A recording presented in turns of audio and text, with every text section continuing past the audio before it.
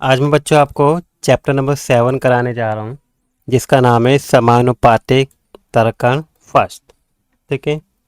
इस चैप्टर में बच्चों हम दो राशियों के बीच के अनुपात के बीच में क्या संबंध है वो हम समझेंगे। तो देखिए, तो हम सबसे पहले समझते हैं अनुपात। तो देखिए, गणित में समानुपातिक जो संबंध होते हैं उनको दर्शाने के लिए हम अनुपात की धारणा का यूज़ करते हैं, मतलब अनुपात का यूज़ करते हैं। जिसे आपका दिया हुआ ये 60:40। ठीक है। तो इसमें जो 60 और 40 हैं ये क्या कहलाएंगे, इस अनुपात के पद कहलाते हैं। ठीक है। जैसे एक और है अनुपात 30:20। ठीक है। और एक है 90:60। ठीक है। तो ये आपके कुछ चित्रों के अनुपात दिए हों, जैसे चित्र का के अगर आप ऊपर देखेंगे ना, देखिए ये दे रखे हैं, ये रहे, ये इनके अनुपात हैं, चित्र का खा गा, जिसके देखिए यहाँ पे टेबल भी दी हुई है रही। ठीक है। तो देखिए यहाँ पे लिखा भी है कि यदि अनुपात ए अनुपात बी के रूप में हो, अगर ऐसे लिखा हो तो हम ये कह सकते हैं कि जो पहली मात्रा की जो इकाई है प्रत्येक, वो ए इकाई के लिए दूसरी मात्रा की बी इकाई होती है। ठीक है। अब देखिए इसे और अच्छे से समझते हैं हम एग्जाम्पल के तौर पे। जैसे आपका ये अनुपात दिया हुआ है 60:40, तो सबसे पहले हम क्या करेंगे, इसे सरलतम रूप में लिखेंगे। तो देखिए आप सिंपल भी कैसे लिख सकते हैं, सरलतम रूप में हम ही देखेंगे कि किसकी टेबल से दोनों कट रहे हैं। तो अगर आप देखेंगे तो ये आपके 20 की टेबल से कट जाएगा, 20 की टेबल में 2 बार में और ये 3 बार में। ठीक है। तो इसका जो सरलतम रूप आएगा वो क्या आ जाएगा, 3:2 हो जाएगा। ठीक है। तो ये आपका सरलतम रूप कहलाता है। ठीक है, जब हमें किसी भी अनुपात को सरलतम रूप में बदलना हो। जैसे देखिए यहाँ पे दिखाया गया ये रहा, इसका सरलतम रूप क्या है, 3:2 है। अब जैसे आपका 40 और 20 है, तो इसको देखिए 20 के टेबल से हो जाएगा ये 2 बार में और 1 बार में, तो इसका सरलतम रूप ये होगा। 60 और 60 तो देखिए दोनों 60 की टेबल में ही आते हैं ना, तो इसका सरलतम रूप क्या हो जाएगा, 1:1 हो जाएगा। ठीक है। तो देखिए अब यहाँ पे इसी से संबंधित एक स्टेटमेंट आती है कि जब दो अनुपात उनकी सरलतम रूप में समान होते हैं। देखिए दो अनुपात दे रखे हैं अलग अलग, जैसे ये अनुपात और ये अनुपात है, लेकिन उसको जब सरलतम रूप निकालेंगे ना, अगर उसमें सेम वैल्यू आती है तो हम ये कह सकते हैं कि अनुपात क्या है, समानुपात में है। ठीक है। क्या बोलेंगे इसे, समानुपात, या अनुपात समानुपातिक भी कहते हैं इसे। तो ये अनुपात समानुपातिक है, ये दर्शाने के लिए हम इस चिन्ह का यूज़ करते हैं, जैसे यहाँ पे दिखाया गया ना ये। और अतः ए अनुपात बी ये हो जाएगा और दूसरा हो जाएगा सी अनुपात डी। ये दर्शाता है कि ए अनुपात बी और सी अनुपात डी जो दोनों हैं एक दूसरे के समानुपाती है, जैसे कि आपको ये दिया हुआ है देखिए। ठीक है। अब ये क्या है, इसको हम सरलतम रूप में निकालते हैं। जैसे आपका ये क्या है, 10 की टेबल में 2 बार में आता है और ये 3 बार में, तो ये कितना आ गया इसका सरलतम रूप, 3:2। ऐसे 20 की टेबल में होता है 3 बार में और ये 2 बार में, तो देखिए इनके सरलतम रूप क्या आ गए, सेम आ गए। तो ये क्या होगा, ये आपका समानुपाती होगा। ठीक है। ऐसे ये है। ठीक है। इनका भी समानुपाती सेम है। अगर हम इस सरलतम रूप में लिखेंगे, जैसे आपका क्या हो जाएगा, ये 10 की टेबल में 6 बार में, ठीक है, और ये 10 की टेबल में 9 बार में, और ये भी और भी कट जाएगा। ठीक है, 3 की टेबल में 3 बार में और ये 2 बार में, तो ये आ गया। ऐसे ही हो जाएगा 20 की टेबल में 3 बार में और ये 2 बार में, तो ये दोनों भी क्या होंगे, आपके समानुपातिक होंगे। ठीक है, इनका अनुपात भी समानुपातिक होगा। ये समझते हैं कि समानुपातिक तर्क के साथ उनकी समस्याएं समाधान। ठीक है, मतलब अब इसके कुछ एग्जाम्पल से नहीं समझते हैं। जैसे आपका 3-4 है, ठीक है, 3:4, क्या इसके समानुपातिक है। तो इसे कैसे चेक करेंगे, अगर ये दोनों क्या है, सेम टेबल से कट रहे होंगे और कट के आपका 3:4 आ रहा है, यानी कि इनका सरलतम रूप अगर ये आ जाए तो ये इसके समानुपातिक होगा। तो ये देखिए आपका 24 की टेबल से कट रहा है। देखिए 24 की टेबल में 3 बार में आता है ये, और ये 4 बार में। ठीक है। तो आपका इसका सरलतम रूप क्या हो जाएगा, 3:4 ही होगा, जो इसके आपका समानुपाती है। इसका जो मासपा भी निकालेंगे तो बच्चों वो मासपा क्या होगा, जो दोनों संख्या जिससे कट रही है, देखिए 24 से कट जाएगी पूरी पूरी, तो ये क्या होगा, इसका मासपा होगा और कितना प्राप्त होगा, 3:4 होगा। अब देखिए सेकंड एग्जांपल दिया है, केशांग एक उत्सव के लिए नींबू पानी बनाना चाहती है और उसने एक पात्र में 6 गिलास नींबू पानी बनाया और उसमें 10 चम्मच चीनी डाली, यानी कि 1 अनुपात हो गया 6:10। और उसके पिताजी को आशा थी कि उस सब में और भी व्यक्ति आ सकते हैं, उपस्थित हो सकते हैं, तो पिताजी ने 18 गिलास पानी और बनाने के लिए कहा। ठीक है, यानी कि 18। अब उसके लिए कितनी चीनी चाहिए होगी वो आपको बताना है। ठीक है, अब हमें ये कैसे निकालेंगे, देखिए मान लीजिए इसे एक्स मान लिया। पहले हम क्या कर सकते हैं, देखिए इसके करने के अलग अलग तरीके हैं। ठीक है, सबसे पहले तरीका क्या हो सकता है, जैसे आप क्या कर सकते हैं, इसे काट करेंगे, जैसे ये 12 की टेबल में 3 बार में जाएगा। ठीक है, और ये आपका 2 की टेबल में 5 बार में हो गया, यानी कि 3:5 हो गया। अब हम क्या करेंगे बच्चों कि इसको भी सेम अनुपात में डिवाइड करने के लिए, जैसे ये 3 की टेबल में कितनी बार में आता है, ये 6 बार में आता है, 3 6 जा 18। तो 5 की टेबल में 6 बार में जो नंबर आता होगा ना वो यहाँ लिख देंगे, और वो क्या है, 30 है। तो आपका अनुपात कितना आ जाएगा, 18:30 आ जाएगा, यानी कि आपको कितनी ज़रूरत होगी, 30 चम्मच चीनी का उपयोग करना होगा। ठीक है, तो एक तरीका तो देखिए मैंने आपको ये बताया, पहले से सरलतल रूप में करने के बाद आप इस तरीके से मल्टीप्लाई कर सकते हैं, देख सकते हैं कौन सी टेबल में आ रहा है नहीं आ रहा है। और अगर मान लो ये तो बाई चांस देखिए आपका टेबल में मैच हो गया, लेकिन अगर नहीं होता है तो तब हम कैसे करेंगे, तो मैं आपको इसका दूसरा तरीका भी आपको बताता हूँ। देखिए पहले मैं इसे क्लीन करता हूँ। तो देखिए आपको क्या दिया है, 6:10 है पहला, तो आप इसे इस तरीके से लिख लीजिए। ठीक है, सेकंड है 18 गिलास, तो 18 और इंटू में क्या लिख लीजिए, एक्स मान लीजिए चीनी। इसकी फिर क्रॉस मल्टीप्लाई कर दीजिए, 6 के एक्स से करेंगे 6x हो जाएगा, और इसको इससे करेंगे तो आपको कितना हो जाएगा, 10। ठीक है, इंटू में 18। ठीक है, ये 18 है ना। अब x लिखेंगे तो 10 इंटू 18, और आपके करेंगे 6 को इसके नीचे डिवाइड करेंगे। ठीक है, यहाँ मल्टीप्लाई में डरा के डिवाइड हो जाएगा, फिर 6 को करें इसे काट दीजिए, 3 बार में कट जाएगा ये। तो 3 को 10 से मल्टीप्लाई करेंगे तो आपको कितना आंसर आ जाएगा बच्चों, 30 आंसर आ जाएगा। ठीक है, तो इस तरीके से भी हम इसे कर सकते हैं, अनुपात निकाल सकते हैं। ठीक है, अगर आपको कोई भी एक अनुपात मिस है तो आप इसको इस तरीके से निकाल सकते हैं। अब देखिए एक उदाहरण और दिया हुआ है कि नितिन और हरी अपने घर के परिसर की दीवार बना रहे थे।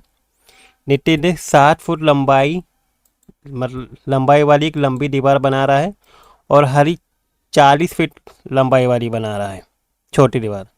अब नितिन ने 3 थैले सीमेंट का यूज़ किया, मतलब 60 के लिए कितने थैले, 3 का। ठीक है, और 40 फीट के लिए कितने का यूज़ किया, 2 का। ठीक है, अब हमें चेक करना है कि क्या नितिन को चिंतित था कि हारी ने जो दीवार बनाई है वह उतनी मजबूत नहीं होगी जितनी सुरदन दीवार उसने बनाई है, उसको ऐसा लगता है, क्योंकि हारी ने कम सीमेंट यूज़ किए। लेकिन अब देखिए इसको हम कैसे चेक करेंगे, तो सबसे पहले हम इसका क्या करते हैं, सरलतम रूप में बदल देते हैं। अगर सरलतम रूप सेम आ रहा है तो मतलब दोनों क्या होगी, सेम बनेगी। ठीक है, जैसे इसे सरलतम रूप 20:1 आ गया, और इसे कट करेंगे तो ये भी आपका 20:1 आ जाएगा, दोनों का ही देखिए, क्योंकि दोनों ही जो अनुपात है वो समानुपातिक है, तो दोनों समान रूप से क्या होगी, संतुलित रहेगी।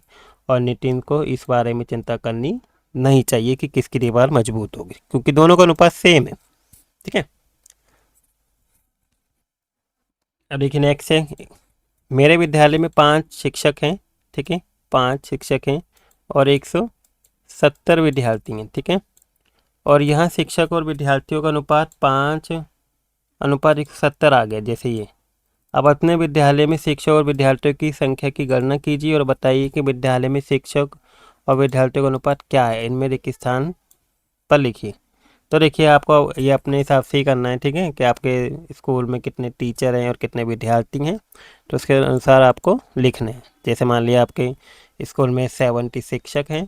ठीक है, विद्यार्थी ज़्यादा भी होते हैं, 500 भी होते हैं, 600 भी होते हैं, आप मान लेते हैं 500 है। ठीक है, कितना है आपका, 500। ठीक है, अब इसका रेशियो निकालेंगे, देखिए ये सही कट जाएगा आपका, तो 7:50 आ जाएगा। ठीक है, इस तरीके से आप निकाल सकते हैं। अब आते हैं बच्चों आगे के क्वेश्चन पे। तो देखिए अब अगला दिया हुआ एग्जाम्पल, जब नीलिमा की आयु 3 वर्ष थी तो उसकी माता की आयु क्या थी, उससे 10 गुना ज़्यादा थी। देखिए माता की आयु बताई नहीं है, बस ये बता दिए कि 10 गुना ज़्यादा है। तो अब देखिए जैसे इसका अनुपात कितना होगा दोनों का, 3 है तो 10 गुना ज़्यादा कितना होगा, 10 की गुणा 3 से करेंगे तो 30 हो जाएगा इन दोनों की आयु का। ठीक है, अनुपात। नीलिमा और उसकी माता जी की आयु का अनुपात क्या है, तो देखिए 3:10 हो जाएगा। जब नीलिमा की आयु 12 वर्ष होगी, देखिए 12 वर्ष होगी, तो उनकी आयु का अनुपात कितना होगा, देखिए 3 गुना ही है। तो देखिए अर्थात 9 वर्ष के पश्चात, ये 12 वर्ष होगी, तो देखिए 3 से 12 होने मतलब 9 साल के बाद, तो उनकी आयु का अनुपात कितना हो जाएगा, 12। और देखिए इसमें तो 12 जुड़ गया, और इसमें कितना हो जाएगा, 9 साल का अंतर है, तो ये 39 की हो जाएगी। तो दोनों का अनुपात देखिए कितना आ जाएगा। अब 9 वर्ष बाद उनकी माता जी की आयु 39 वर्ष की होगी। अब जब हम इस सरलतम रूप में लिखेंगे तो इसका सरलतम रूप कितना आ जाएगा, 4:13 आ जाएगा। ठीक है, क्योंकि देखिए आपका 3 की टेबल से कट रहा है, ठीक है, 3 की टेबल 4 बार में और ये 13 बार में। और जब हम किसी अनुपात के पदों में समान संख्या जोड़ते हैं तब अनुपात परिवर्तित हो जाता है, जोड़ते हैं घटा देते हैं। और ये आवश्यक नहीं है कि वे क्या होगा, समानुपाती होगा। जैसे यहाँ पे इसमें उम्र जोड़ दी है, ठीक है, तो इसमें ज़रूरी नहीं है कि जो अनुपात होगा वो समानुपाती ही आएगा। ठीक है, ऐसा ज़रूरी नहीं है। ठीक है, अब देखिए नेक्स्ट दिया हुआ है उदाहरण 7वां। आपको अनुपात दे रखा है कि निम्नलिखित अनुपातों की लुप्त संख्या ज्ञात करनी है। जैसे इसका अनुपात के यहाँ पे एक गायब है, ये बताना है, इसको ये बताना है और इसका बताना है। यदि मूल अनुपात क्या है आपका, 14:21 है, जैसे ये है। ठीक है, तो देखिए यहाँ पे क्या है, 21 है और ये कितना दिया, 42। तो देखिए इसका क्या हो गया, दुगुना हो गया। तो जो इसका अगला वाला अनुपात होगा ना, वो भी क्या होगा, इसका दुगुना होगा। तो 14 अनुपात कितना हो जाएगा, गुणा 2 करेंगे तो 28 हो जाएगा। तो यहाँ पे कितना आ जाएगा, 28 आ गया। ठीक है, अब देखिए इस वाली कंडीशन में हमें निकालना है। देखिए तो अब ये तो ना तो दुगुना है ना आधा है। ठीक है, तो इसको हम उसी तरीके से करेंगे जैसे मैंने ऊपर बताया था आपको। पहले लिखेंगे 14/21। ठीक है, फिर आपका यहाँ क्या दिया हुआ है, 6 और अपॉन में x मान लेंगे। ठीक है, आप इन दोनों की क्रॉस मल्टीप्लाई करेंगे तो ये कितना हो जाएगा, 14x। ठीक है, और ये आपका हो जाएगा 6 × 21। अब x यहाँ ही रहेगा बच्चों, तो 6 × 21 आपका अपॉन में कितना हो जाएगा, ये 14 हो जाएगा। ठीक है, तो अब इसे कट करेंगे हम, तो कितनी बार में कट हो जाएगा, देखिए 2 की टेबल में 3 बार में हो जाएगा ये। ठीक है, और ये 7 बार में। ठीक है, फिर 7 की टेबल में 21 कितनी बार में, 3 बार में। तो कितना आ गया, 3 की 3 से मल्टीप्लाई करेंगे तो क्या आ गया, 9 आ गया। ठीक है, तो यानी कि आपका जो x की वैल्यू होगी वो कितनी आ जाएगी, 9 आ जाएगी।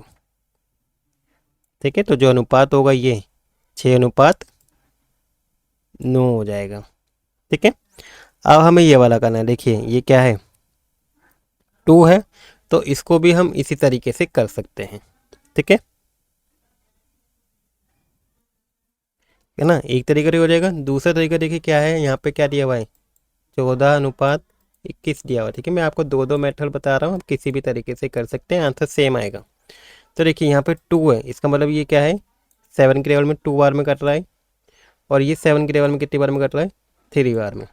ठीक है, तो यहाँ 2:3 आ जाएगा। ठीक है, इस तरीके से हम इसका अनुपात निकाल लेंगे। तो बच्चों इस तरीके से हम समानुपात निकालते हैं। अब उसी से संबंधित अब एक्सरसाइज करते हैं, पहली एक्सरसाइज जो आपके पेज नंबर 165 पे दी हुई है। ठीक है, तो अब हम इन्हें देखते हैं। तो आपको करना है, निम्नलिखित समानुपाती के सही कथनों पे गोला बनाना है कि कौन सा समानुपाती में है। तो बच्चों मैं यहाँ पे आपको सीधा कट करके बताऊंगा, अगर सेम टेबल से कट के सेम आंसर आ रहा हो तो समानुपाती है, वरना नहीं है। ठीक है, जैसे ये है 4:7, तो यहाँ पे क्या हो जाएगी, 3 की टेबल में करता है 4 बार में, और ये 3 की टेबल में कितनी बार में करता है, 7 बार में। तो ये तो समानुपाती है। ठीक है, दूसरा, अब देखिए 8:3 है, तो ये देखिए आपका ये 6 की टेबल में कट रहा है 1 बार में, ठीक है, और ये 6 की टेबल में कट रहा है 4 बार में, ठीक है। अब ये किसी भी टेबल से नहीं कट रहे हैं, तो देखिए ये आपका समानुपाती नहीं है। तो सही कटने पे गोला लगाना है, तो आपको इसके ऊपर गोला लगाना है ऐसे, ठीक है। इसको ऐसे ही रहने देना है, सेकंड वाला नहीं है। अब हम थर्ड देखते हैं। देखिए थर्ड वाले में आपका देखिए यहाँ तो सिंपल ही उल्टा दिया हुआ है, 7:12 और ये 12:7। तो ये इस तरीके के भी अनुपात आपके समानुपाती में नहीं होते, तो ये भी नहीं है, ठीक है।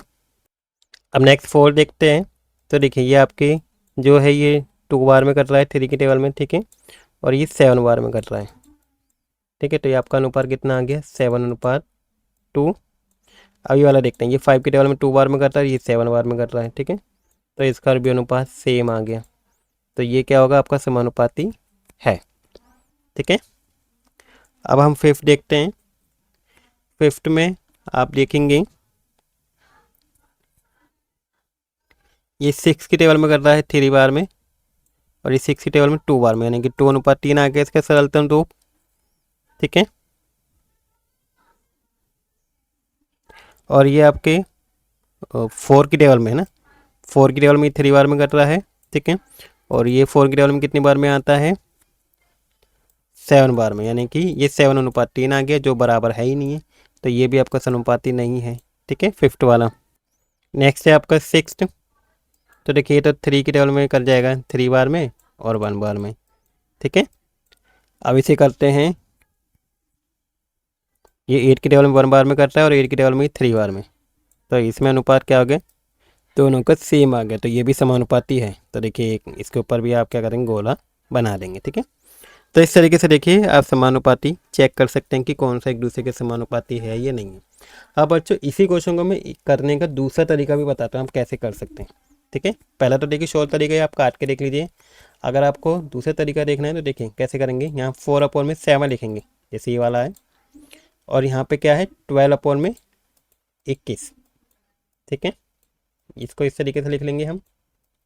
आप क्या करिए बच्चों, इसकी क्रॉस मल्टीप्लाई कर दो, ठीक है। तो इसके से मल्टीप्लाई करेंगे तो ये कितना आ गया, 84 आ गया, ठीक है। और 21 की 4 से मल्टीप्लाई करेंगे तो ये भी आपका 84 आ जाएगा। तो इसको वैल्यू अगर दोनों क्रॉस मल्टीप्लाई करने पे सेम आ रही है, तो इसका मतलब क्या है, वो समानुपाती है, ठीक है। तो इस तरीके से बच्चों आप इन क्वेश्चन को कर सकते हैं, जैसे सूटेबल हो आप वैसे करिएगा। अब हम बच्चों सेकंड क्वेश्चन देखते हैं। आपका सेकंड क्वेश्चन है कि 4:9 के समानुपाती 3 अनुपात लिखने हैं इसके जैसे। तो देखिए पहले तो हम इससे क्या लिख सकते हैं, कट कर सकते हैं, ठीक है। तो ये कट तो होगा ही नहीं है ना किसी भी टेबल से। तो सिंपली पहले क्या करेंगे, इसकी 1 से मल्टीप्लाई करेंगे और इसकी भी 1 से। तो आपका 4:1 हो गया, जो यही है। फिर सेकंड में क्या करेंगे, इसकी 2 से मल्टीप्लाई करेंगे और इसकी भी 2 से। तो 4 की 2 से करेंगे तो 8 हो जाएगा, ठीक है। और 9 की 2 से करेंगे तो 18 हो जाएगा, ठीक है। तो पहला अनुपात ये हो गया, ठीक है।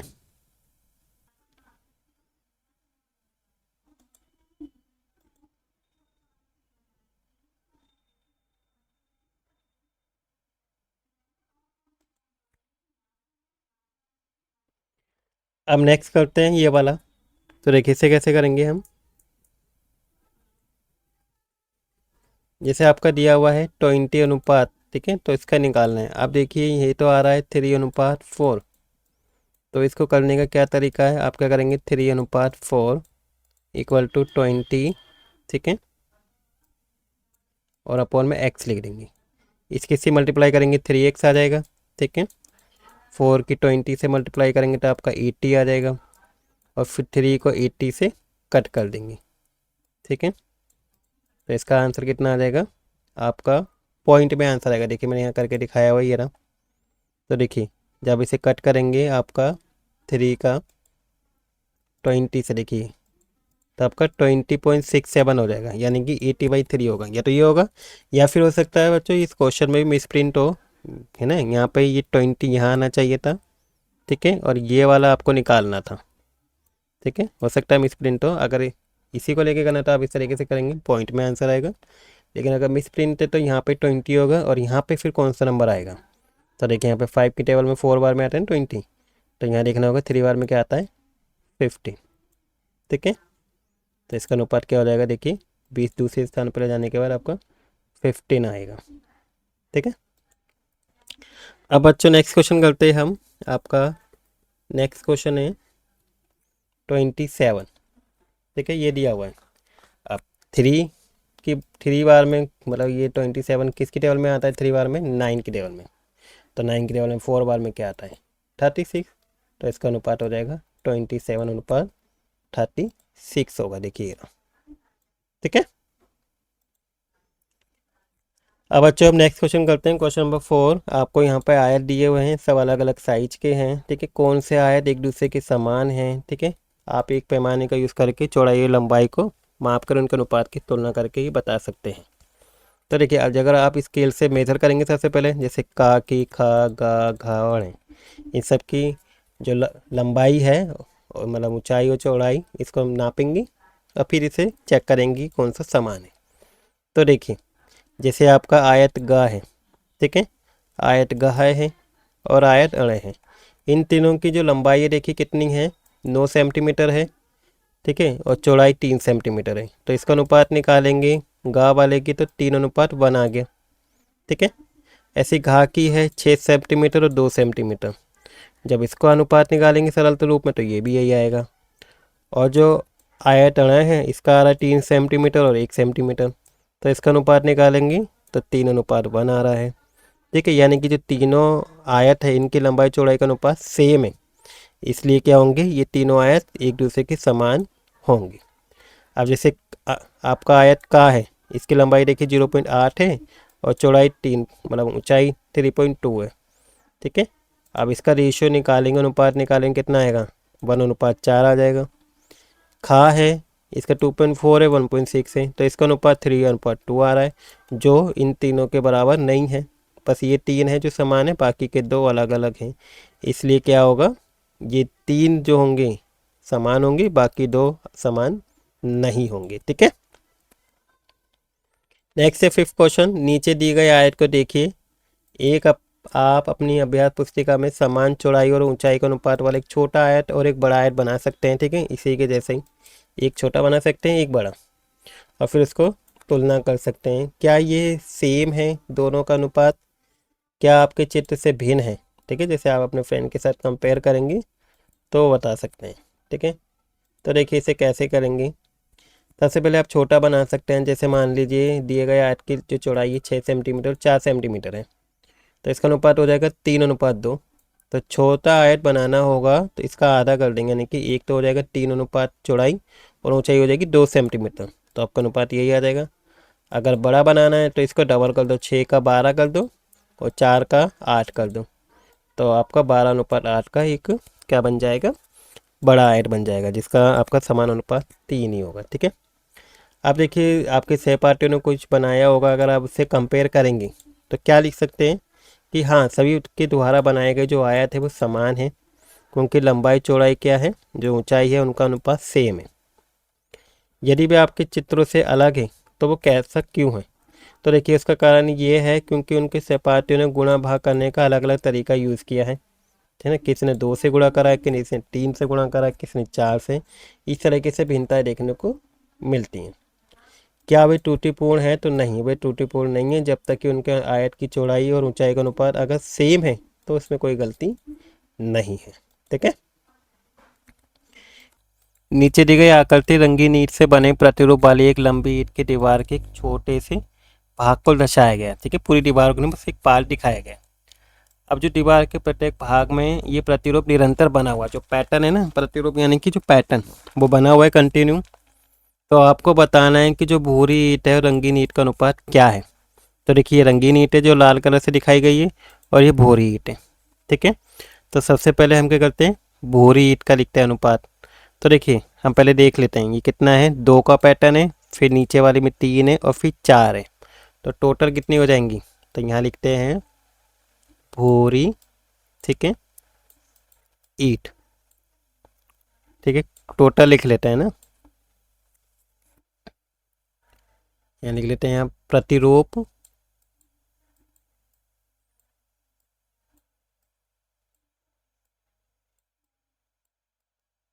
एक। ठीक है, यहाँ पे प्रतिरूप 1 लिख दिया मैंने। अब प्रतिरूप 1 में कितनी कितनी आ रही थी बच्चों ये 2, 3 और 4। तो कैसे लिखेंगे 2, 3 और 4, तो टोटल कितनी हो गई 9 ईट हो गई। ठीक है, आप इस प्रतिरूप 1 में ही देखिए, प्रतिरूप 1 है, इसमें ही अब जो दूसरी ईट दे रखी है, कौन सी ईट दी हुई रंगीन। ठीक है, रंगीन ईट देखते हैं, रंगीन ईट। ठीक है, अब इसमें कितनी टोटल है, तो अगर आप देखेंगे रंगीन ईट आपके दे रखी है 3, 2 और 1। ठीक है, यानी कि 3, 2 और 1, तो कितनी होगी टोटल 6। अब हम अनुपात निकाल लेते हैं। ठीक है,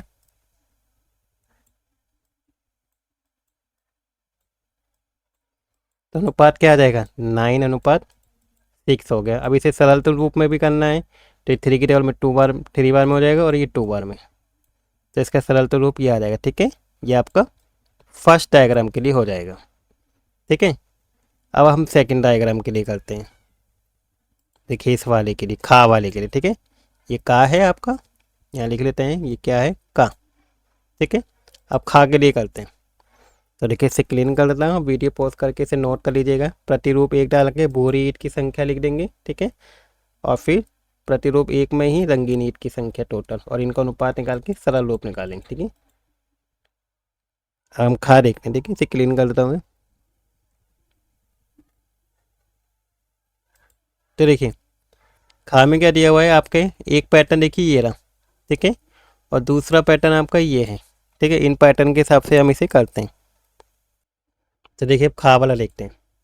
आपके देखिए एक पैटर्न तो ये बन रहा है, अगर आप देख रहे हैं। ठीक है, ये रंगीन वाली है, पहले हम इसे काउंट करेंगे।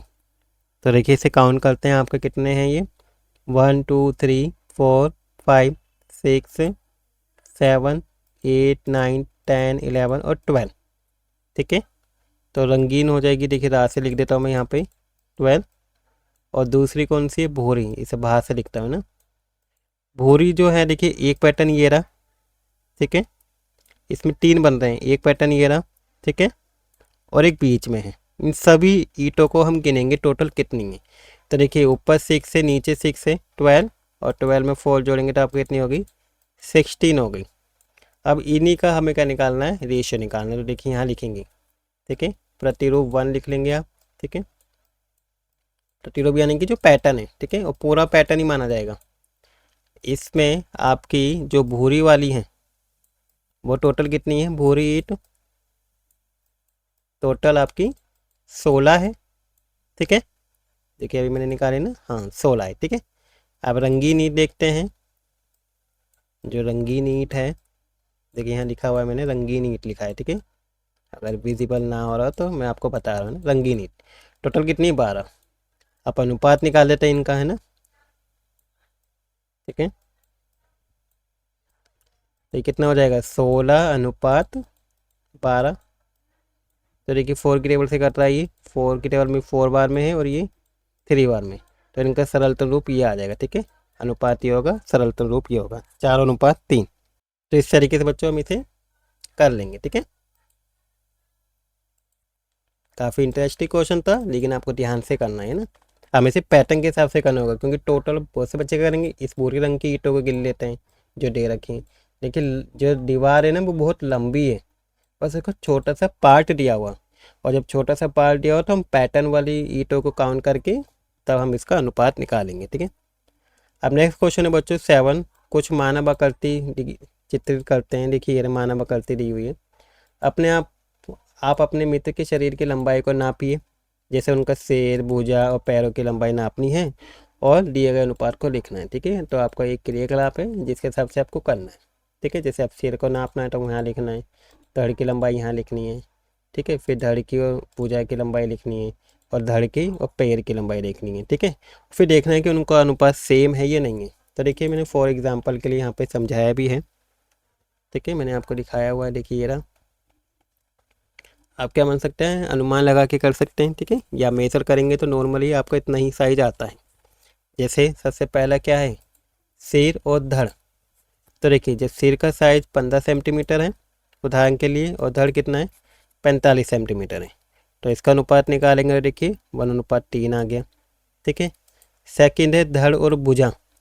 ठीक है, तो धड़ और भुजा क्या होगी, 45 धड़ है जो यहाँ पे है। ठीक है, और भुजा भी 45 सेंटीमीटर है। ठीक है, ये सेंटीमीटर में दी है ना, तो इसका अनुपात निकालेंगे 1/1 आ गया।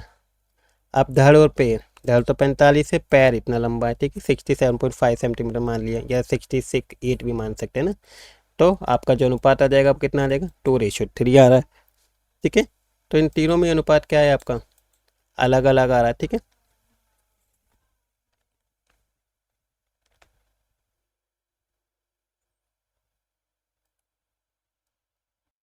इसके बाद देखिए यहाँ पे दिया है कि उपयोग अनुपात के अनुसार, जो आपका अनुपात ये मैंने बताया है, इसी के अनुसार जो लंबाई है इतने ही नाप नाप के आपको करना है। धड़ भुजा और पैरों के साथ एक मनुष्य का चित्र बनाना, जैसे ये बना हुआ है ना मनुष्य का शेर। ठीक है, गोल लेकर इसका यूज़ करके आपको ये डायग्राम खुद से बनाना है। ठीक है, और इसी के साथ देखिए आपकी ये एक्सरसाइज पूरी हो गई है ना। नेक्स्ट पार्ट में बच्चों हम आगे के एक्सरसाइज को करेंगे। आई होप बच्चों आज जो मैंने आपको क्वेश्चन कराए हैं आपको बिल्कुल अच्छे से समझ में आ गए होंगे, और वीडियो भी अच्छी लगी होगी। वीडियो अच्छी लगी हो तो बच्चों वीडियो को लाइक ज़रूर कर दीजिएगा। चैनल पे नए हो तो चैनल को सब्सक्राइब कर दीजिएगा, और बेल आइकन को भी बच्चों जरूर प्रेस कर दीजिएगा, क्योंकि आने वाली सभी वीडियो आपके लिए बहुत ज़्यादा इंपॉर्टेंट रहने वाली है। एग्ज़ाम भी आने वाले हैं, तो सभी में इंपॉर्टेंट क्वेश्चन भी आपको कराने वाला हूँ। तो उसका नोटिफिकेशन आपको टाइम टू टाइम मिल सके, तो उसके लिए आप बेल आइकन को जरूर प्रेस कर दीजिएगा। Thank you for watching video.